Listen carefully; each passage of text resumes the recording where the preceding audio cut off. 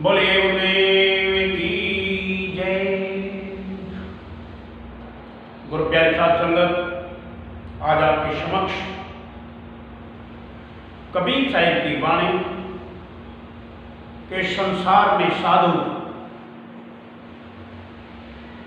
कैसे रहते हैं, संसार में साधु की रहनी गहनी क्या है, इस पर कबीर साहिब की वाणी है। साधु संसार में कमला जन्माई,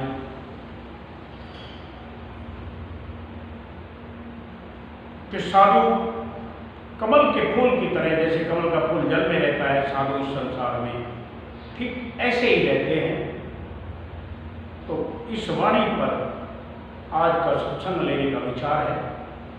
कबीर साहिब साधुओं के बारे में, उनकी बड़ाई, उनकी महिमा कितनी गाते हैं। कहते हैं, स्वामी सब संसार है, सारा संसार साधुओं के नाम पर, साधुओं के भेष बनाकर बैठा हुआ है। आज के वक्त में साधुओं की अगर गिनती करने लगे तो करोड़ों साधु गिनती में, जनगणना में निकल जाए, करोड़ों। इसलिए कबीर साहिब ने कहा, स्वामी है ये साधु नहीं है। साधु तो कोई कोई है, ये सब साधु होने का दंभ भर रहे हैं, साधु होने का नाटक कर रहे हैं, स्वांग रच रहे हैं।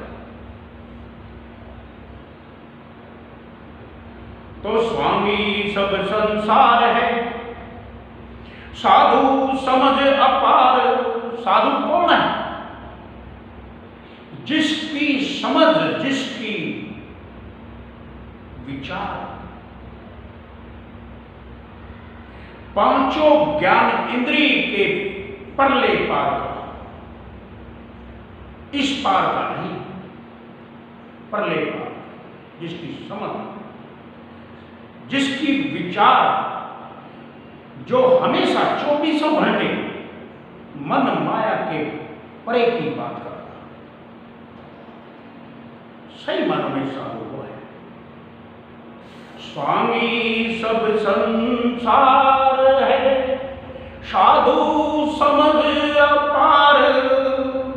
और अलल पक्ष कोई एक है, पंछी कोटि हजार। कहते हैं कि अलल पक्षी, इन परिंदों में कोई एक है। अलल पक्षी वो पक्षी बताया गया है, संतों ने बताया, कि जो आकाश में ही विचरता रहता है, वो जमीन पर आता ही नहीं।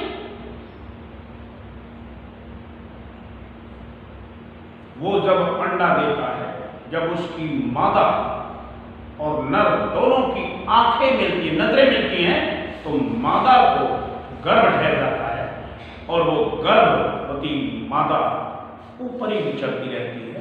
जब वो अंडा देती है तो अंडा ऊपर आकाश से नीचे गिरता है, और वो नीचे गिरते गिरते गिरते गिरते जैसे ही जमीन पर टिकने के लिए आएगा, वो अंडा फूटेगा और उस अंडे में से उसका चूजा निकलेगा। वो अलल पक्षी फिर वापस आकाश की तरफ उड़ जाएगा, वो जमीन पर नहीं आएगा। जबकि जितने परिंदे हैं वो सब जमीन पर आते हैं। कबीर साहिब, अलल पक्ष कोई एक है, पंछी कोट हजार। पक्षी तो हजार करोड़ है, 1 2 4 10 20 नहीं, हजारों करोड़ पक्षी हैं, लेकिन उनमें कोई एक अलग पक्षी है। ऐसे ही साधु, जिसकी समझ सीधी धुरधाम की, सतलोक की है, जो धुरधाम की यात्रा हर रोज करते हैं, वो कोई भी है। अन्यथा सब स्वामी। कबीर साहब आगे अपनी वाणी में अभी यहां तक बताते हैं, मन मेरा पंछी भया चढ़कर उड़कर चढ़ा आकाश, कि मेरा जो मन है वो पक्षी की तरह जब वो उड़ा और आकाश में जब गया तो क्या हुआ, गगन मंडल में जो जिस मालिक की तलाश में वो गया, आकाश में जब गया, गगन मंडल में क्या देखा कि यहां तो कोई नहीं, परमपिता परमात्मा तो यहां है ही नहीं, फिर कहां है? कबीर साहिब स्वामी जवाब देते हैं, गगन मंडल खाली पड़ा साहिब संतो पास। वो साहिब, वो परमपिता परमात्मा, वो सुप्रीम पावर अगर कहीं है तो कबीर साहिब कहते हैं वो साधु के पास है। साधु हमारी आत्मा, हम साधु के लिए, साधु ही संत ही पूर्ण परमेश्वर होता है।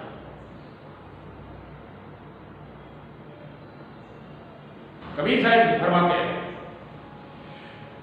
साधु ऐसा है, साधु संसार में खवला जलवा, ऐसा साधु जो अलल पक्षी की तरह है, जो पानी में कमल की तरह है साधु संसार में कमला जलमाई, और सदा सर्वदा संग रहे जल पर शतना। जो साहिब के प्यारे हैं, जो साधु हैं, उनको इस संसार से कोई सरोकार नहीं, उनका इस दुनिया में न कोई बेगाना है न कोई अपना है। सॉरी, उनका सब अपने हैं, उनका बेगाना है,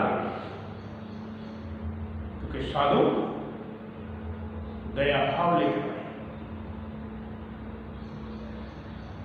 तो सदा सर्वदा संग रहे।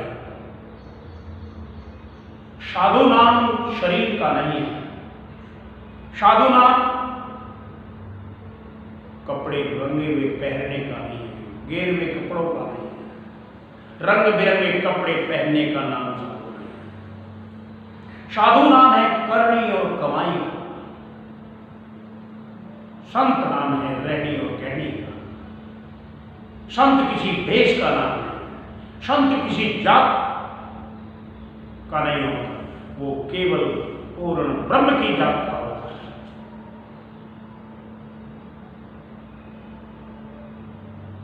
उनका ध्यान हमेशा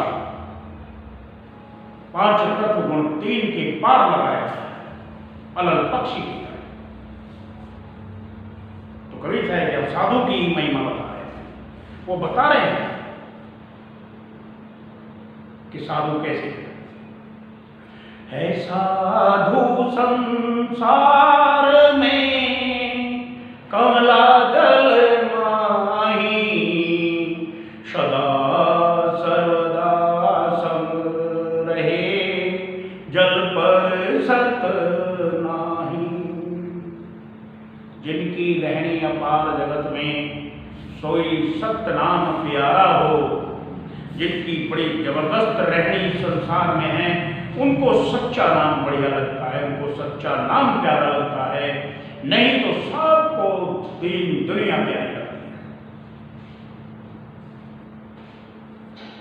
जिनकी रहनी अपार जगत में सोई सत्य नाम प्यारा हो, जैसे पुरई न रहे जल ही के भीतर, जल ही में करत पसारा हो। कमल का फूल पानी में होता है, पानी उसका आधार है, लेकिन पानी जितना ऊपर जाएगा वो ऊपर चढ़ेगा। कबीर साहब कहते हैं जल पर शत नाही, जल उनको छू नहीं सकता, ये माया उनको छू नहीं सकती। कितने उन पे आपत्ति विपत्तियां, वो इनके झोंकों में झरोकों में बहते हैं। ऐसे साधु है साधु संसार में खवला जल माही। अब आगे कहते हैं जल केरी जो कूक ही जल माही रहानी, पंख पान बेधे नहीं कुछ असर न जानी। जल कूकी मुर्गा भी होती है, एक परिंदा होता है मुर्गा भी जिसे कहते हैं, वो तालाब में पानी के ऊपर ऐसे ऐसे घूमती रहती है, और जब उसकी मर्जी जब डुबकी मारती है पूरी पानी में डूब जाती है, और पानी में डूबने के बाद भी कमाल यह है कि उसके पंख गीले नहीं होते, और वो जब चाहे सूखे पर उसे उड़ जाता है। ऐसे साधु करनी कमाई का नाम है, उसकी रहनी कहनी का नाम है। वो इस दुनिया की किसी आपत्ति और विपत्ति, किसी सुख या दुख के साथ लिप्त नहीं होते। उनकी जब मर्जी 24 घंटे गगन मंडल में वो प्रवास करते हैं, दुनिया में आते हैं, दुनिया में रहते हैं, तो मात्र केवल इसलिए कि इस अन्नमय कोश को कुछ अन्न देने के लिए और परमात्मा के संदेश को यहां जिज्ञासुओं को देने के लिए, बस संदेश दिया, फिर सतलोक की रानी मुर्गाबी की तरह, कमल के फूल की तरह, मुर्गाबी की तरह डुबकी मारी, उड़ गई। कमल के फूल की तरह पानी में है लेकिन ऊपर है। फिर आगे समझाते हैं, है साधु संसार में कमला जल माही, सदा सर्वदा संग रहे जल पर सत नाही। और आगे समझा रहे हैं, आड अटक माने नहीं पौड़े जल धारा, जैसे सीप समुद्र में चित देते आकाशा। कह रहे कि जैसे सीप समुद्र के अंदर है लेकिन उसका चित्त आकाश में बादलों के ऊपर है, बादलों के अंदर है, कब स्वाति नक्षत्र की बूंद आए और मैं उतरे। इसलिए संसार में वो किसी भी सुख दुख में लिप्त नहीं होते। ऐसा नहीं कि उनको आते नहीं, सुख दुख आते हैं लेकिन लिप्त नहीं होते।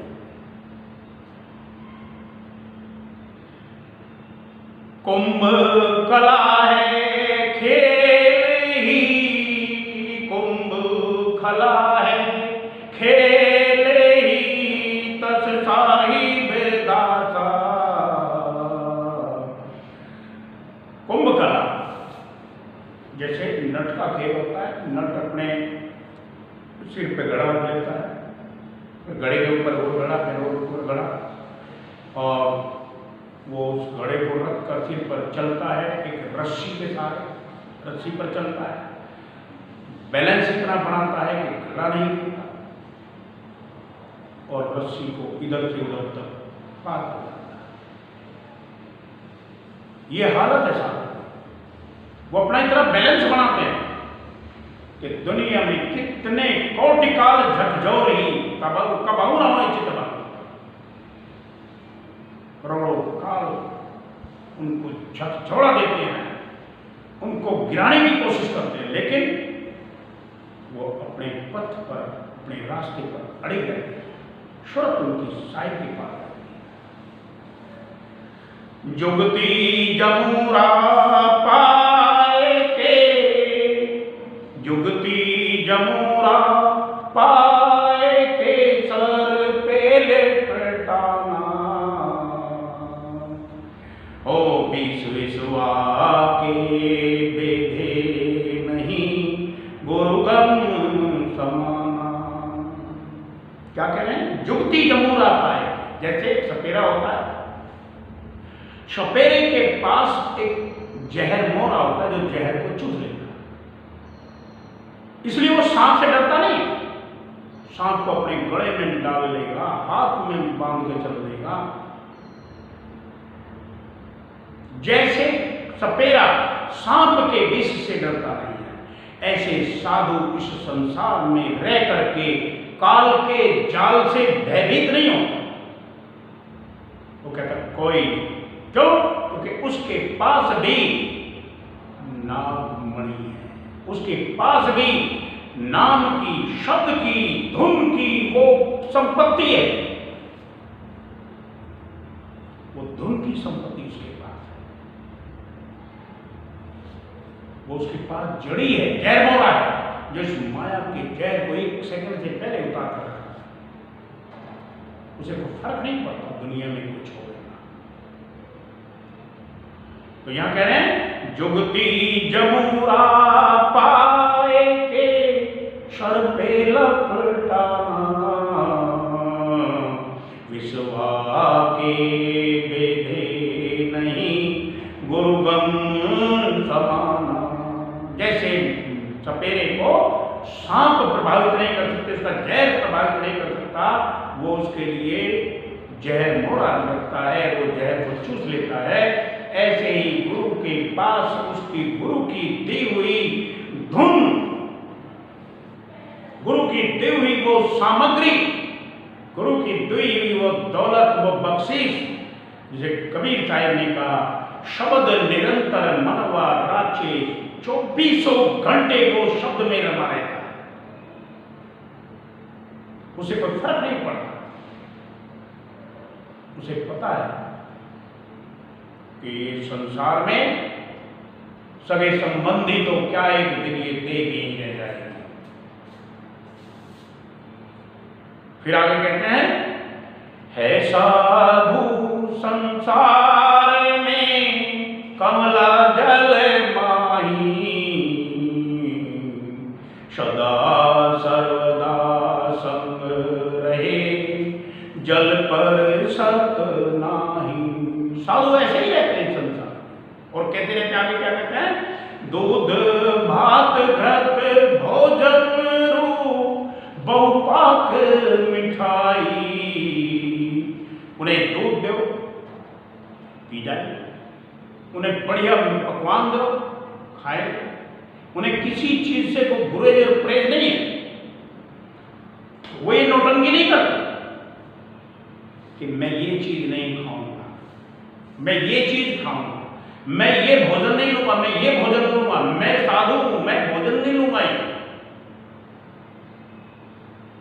वो खाते पीते, क्योंकि गुरु नानक साहब कहते हैं पूरा सतगुरु सेविये पूरी देवे जुगत। पूरे सतगुरु की जब हम सेवा करेंगे वो हमें पूरी जुगती देगा, खावन दिया, पीवन दिया, सन दिया, पीछे हो खाते पीते हंसते दुनिया से निजात पा जाए। यहां कवि साहब कह रहे हैं दूध भात घृत भोजन, और अपने भात चावल दो, आप उन्हें घी दो, आप उन्हें भोजन दो, उन्हें बढ़िया मिठाई दो। जिभ्यालेश लगे नहीं उनके रुशनाई। अरे भाई हम जीता जाता उदाहरण देखें इस संसार में, तुम कितना घी खा लो, 100 ग्राम, 50 ग्राम, 200 ग्राम, 1 किलो, 2 किलो, जितना कोई खा सकता है खाए। और जीभ की ये विशेषता है कि जीभ कभी चिकनी नहीं होगी, कभी चिकनी नहीं होगी जीभ, वो ऐसे की ऐसी रहेगी। कोई खा के देखे जैसे जीभ चिकनी नहीं होती, घी कितना ही खा ले, ऐसे साधु कुछ भी खा ले, वो घी खाए, वो दूध पिए, वो मिठाई खाए, वो पकवान खाए, इनके खाने और ना खाने से साधु की गति का कोई ताल्लुक नहीं। साधु है करनी और कमाई का, साधु नाम है जिनकी सुरत साईं के पास है, अलग पक्षी की तरह, वो साधु। स्वामियों का नाम साधु नहीं है। स्वांग रचते, अलग अलग तरह के कपड़े पहन लिए, लो जी अब आपको क्या करना है, नारियल भेंट देना है जी, अब आपको फल फ्रूट भेंट देने हैं जी, अब आपको गुरु इनके बदले में कल्ठी देगा जी, इनके बदले में माला देगा। अरे नाम ना दे ही दान, नाम नहीं दान दे रहे हैं, चाहिए नाम था, दी कल्ठी जा रही है, चाहिए था समर्पण भाव, दिया नारियल जा रहा है। ये स्वांग है। इन स्वांग से अलग साधु है।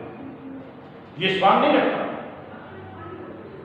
उसके लिए कोई फर्क नहीं पड़ता, कोई उन्हें नारियल दे ना दे, कोई पैसे दे ना दे, कोई प्रसाद दे ना दे, उनके कपड़े कैसे हैं इस बात से कोई फर्क नहीं। ये कभी साहब ने कहा स्वामी सब संसार है, साधु जन को ये कोई कोई साधु, जैसे जीव को घी कितना ही खवा लो चिकनी नहीं होगी, ऐसे साधु इस संसार में जो खाए जो पहने उसकी मर्जी कि साधु शहंशाह है दोनों जहानों का, और इस जहान का भी अगले जहान,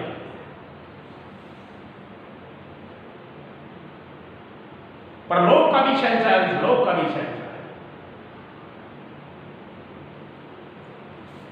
आगे कवि साहब कहते हैं, बामी में विषधर बसे, बामी में विषधर बसे, कितना गजब का उदाहरण है। जो लोग कहते हैं कि साधु वो होता है, अरे भाई जिसको चटपटा नहीं खाना, साधु वो होता है जो पकवान नहीं खाए, साधु को रसीले भोजन नहीं चाहिए, है ना उल्टी बात। ये नियम कायदे कानून हमने बनाए। साधु करनी कमाई से है, ये शरीर साधु नहीं है। फिर बता रहा हूं, शरीर के ऊपर रखे गए आवरण साधु नहीं है, साधु करनी कमाई का नाम है। कबीर साहब कहते हैं कि देखो भाई सारा संसार बामी को पीट रहा है, बामी, बामी किसे कहते हैं, सांप के को। बामी ने कभी किसी को खाया है, बामी ने कभी किसी को डसा है, डसा किसने है, सांप ने। इस शरीर रूपी मैल के अंतर में मन जहर भरा हुआ विषैला नाग है। इस शरीर उस जहरीले नाग का घर है कि ये बामी नहीं कर सकती कुछ। ये शरीर तो इसलिए मिला है क्योंकि इसके अंतर से वो परमात्मा का रास्ता निकलता है। कुछ स्वामी ऐसे जिन्होंने इस शरीर की उड़े को खराब कर दिया, जबकि कबीर साहब ने कहा कबीर शब्द शरीर में बिन गुण बाजे काम, वो परमात्मा का शब्द इस शरीर में मौजूद है, बिन गुण, बिना तार के बाजे तांत, जैसे उसकी दुनिया की जो तांत बजती है, जैसे को बाजा है, गिटार है, सितार है, तो उसको हम जब ऐसे करेंगे तो वो जो तार है वो गुण है, बिन गुण बाजे, बिना तारों को छेड़े इसके अंदर से आवाज आ रही है इस शरीर के अंदर। कबीर साहब ने कहा कबीर शब्द शरीर में, कबीर साहब ने कहा वो जिस शब्द की मैं महिमा कर रहा हूं, जिस शब्द की मैं बात कर रहा हूं, वो शब्द इस तेरे मानव चोले के अंतर में मौजूद है। और हमने क्या मान लिया, क्योंकि ये बात कबीर साहब ने कही, हमने क्या कहा अपने अंतर में उस शब्द को ढूंढा नहीं, शब्द को तलाश नहीं किया, कोई रहनुमा साथ नहीं लिया और लगे कबीर के पीछे कबीर को ढूंढने, लगे कबीर के पीछे पीछे चलने। कबीर कैसा होगा इमेजिन कर दी, प्लानिंग करी, ऐसी चेहरा होगा, ऐसी नाक होगी, ऐसी आंख होगी, ऐसी दाढ़ी होगी, ऐसे माला पहनी होगी, ऐसे उन्होंने हाथ किए होंगे, ऐसे उन्होंने जम के बैठे होंगे। सब ने अपने अपने मन के अनुसार उनकी इमेजिन करी, कल्पना करी और लगे कबीर साहिब की मूर्ति को बना करके उनको पूजने। कबीर साहिब ने ये नहीं कहा तुम मुझे पूजो, कबीर साहिब ने ये नहीं कहा मेरी मूर्ति को पूजो। अरे तुम कबीर साहिब की मूर्ति को भी पूज रहे हो, तुम चाहे जिसकी मूर्ति को पूज रहे हो तो वो पत्थर है और पत्थर के लिए कबीर साहिब ने कहा है अरे भाई इससे बढ़िया पाहन पूजे हरि मिले। अगर छोटे के पत्थर से कबीर साहिब की मूर्ति इतनी या इतनी या इतनी 10, 20, 50 फुट की, 100 फुट की, 200 फुट की या 2 इंच की, अगर इस पत्थर के पूजने से मुझे परमात्मा मिल जाए तो मैं हिमालय पर्वत को ना पूज दूं जो आज तक किसी ने इतना बड़ा कोई मूर्ति बनाई नहीं होगी। पाहन पूजे हरि मिले तो मैं पूजू पहाड़। अरे नादान लोगों, मूर्खों, उससे तो ये बली चक्की है जिसका पीछ खाए मूर्ति तुम्हारा पूरा नहीं पाड़ेगी, मूर्ति तुम्हारा कुछ नहीं करेगी। और आज चारों तरफ कबीर साहब ने कहा क्या, हमने उनको समझा क्या, बड़ा करप्शन होगा। क्यों? क्योंकि हम कह रहे कबीर साहिब के हम प्रचारक हैं, हम कबीर साहिब को जलाएंगे। कबीर साहिब को जलाने के लिए बड़े बड़े जलसे, बड़े बड़े जलूस निकाले जा रहे हैं। कबीर साहिब को जलाने के लिए बड़ी बड़ी संस्थाएं बनाई गई, हॉस्पिटल खोले जा रहे हैं, बड़े बड़े स्कूल, कॉलेज, यूनिवर्सिटी खोली जा रही है। कबीर साहिब का ज्ञान याद करिए ना किसी स्कूल में है, ना किसी कॉलेज में है, ना किसी यूनिवर्सिटी में है, ना किसी हॉस्पिटल में है, ना किसी चैरिटेबल ट्रस्ट में है। कबीर साहिब का ज्ञान किसी साधु के द्वारा हमें प्रदान होगा, हमारे अंतर में मौजूद है। इसलिए कबीर साहिब ने कहा घट ही खोजो भाई, अपने घट को खोजो। लेकिन हमने क्या, कबीर साहिब के ज्ञान को समझने के लिए पूर्ण गुरु की तलाश तो करी नहीं, ऐसे गुरुओं की तलाश करी जिनके पास बहुत बड़ी आश्रम, जिनके पास बहुत बड़ी प्रॉपर्टी है, और उनका सानिध्य पाने के लिए, ताकि मैं कल इसका उत्तराधिकारी बन के मैं यहाँ का जिम्मेदार बन जाऊं, मुझे खाने पीने की, ऐश करने की छूट मिले, बड़े बड़े जलसे, बड़े बड़े झांकियां निकालो। कबीर साहिब की तालीम चाहिए हमें, और कबीर साहिब की तालीम है श्रुत शब्द योग। और जो हमारे इस 9 दरवाजों के ऊपर यहां जाने के बाद मिलेगी,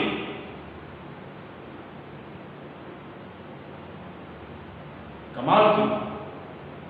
कबीर साहिब की तालीम नहीं जानते, कबीर साहिब के नाम से अपने आप ऐश करते, उनके नाम पे ट्रस्ट बनाए जा रहे हैं, उनके नाम पे संस्थाएं चल रही हैं, बड़े बड़े धर्मशाला, मंदिर, मस्जिद उनके नाम पे चलाए।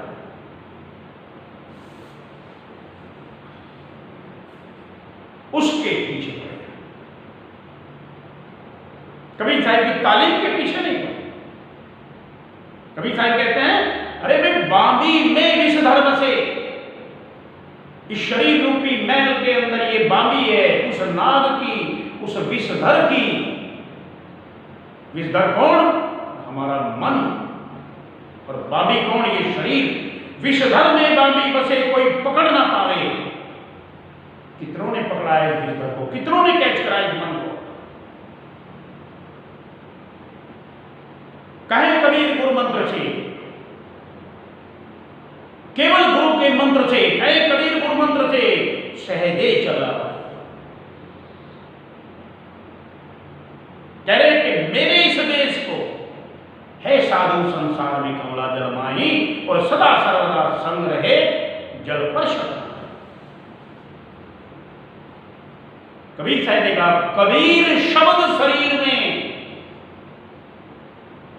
इस मानव तन के अंतर में वो शब्द मौजूद है। बिन गुण बाधे कान।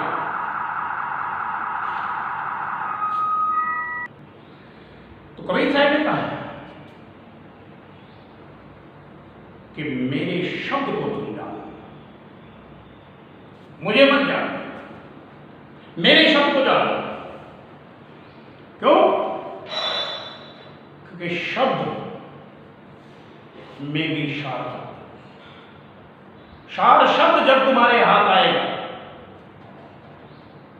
जब सार शब्द से तुम्हारा परिचय हो जाएगा, सार शब्द में तुम मिल जाओगे, उस वक्त तुम साधु कहलाने, उस वक्त तुम साधु होगे।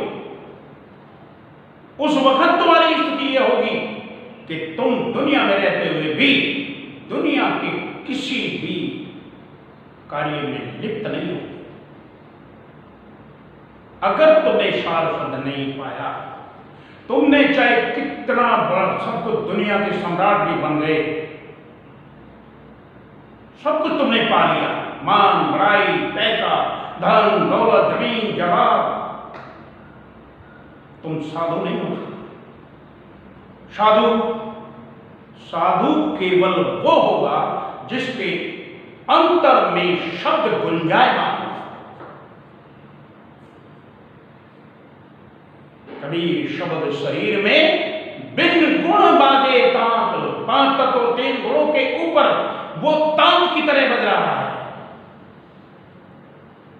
जब हम शरीर के अंदर जाएंगे और उसे बजता हुआ सुनेंगे तो फिर हमें बाहर नजर आएगा। जब बाहर नजर आएगा फिर हमारी अवस्था ये होगी जो कबीर साहब ने कहा, बाहर भीतर रम रहा ताते छूटी कहा। तभी हमारा धर्म, हमारी दृष्टि में, साधुओं की दृष्टि में जमीन आसमान का, उनकी दृष्टि, अभी कबीर साहब ने अपनी वाणी में बताया था, अलग पक्षी की तरह। मन मेरा पंछी भया उड़कर चढ़ा आकाश, गगन मंडल खाली पड़ा साहिब संतों पास। वो संतों को देखते हैं जो जन होए हैं जोरी रतन ले बिलगाए, जो जोरी होते हैं, जो पारखी होते हैं, वो रत्न को गंदगी में से उठा लेते हैं और इसके अंदर, इस गंदगी भरे जिस्म के अंदर ही वो सार रत्न है जिसको चोरी उठाता है। फिर वो इस दुनिया में किसी अक्षरी नाम के पीछे नहीं पड़ते। कबीर साहब कहते हैं, जो जन होए हैं जोहरी रतन ले बिलगाए, और सोहंग सोहंग जप मुआ मिथ्या जन। उन्हें कोई जरूरत नहीं होती सोहंग जपने की, कोई सबके ऊपर है। तो स्वांगी सब संसार है साधु जन की, ये बात कहना पड़ रहा है। कबीर साहब ने कहा, है साधु संसार में कमला जन, कमल के फूल की तरह कोई कोई। आगे ध्यान तोड़ करते हैं, बामी में विषधर बसे कोई पकड़े नाही, इस शरीर के अंदर, इस बामी के अंदर मन रूपी नाग बसा हुआ है, इसे कौन कैच कर रहा है?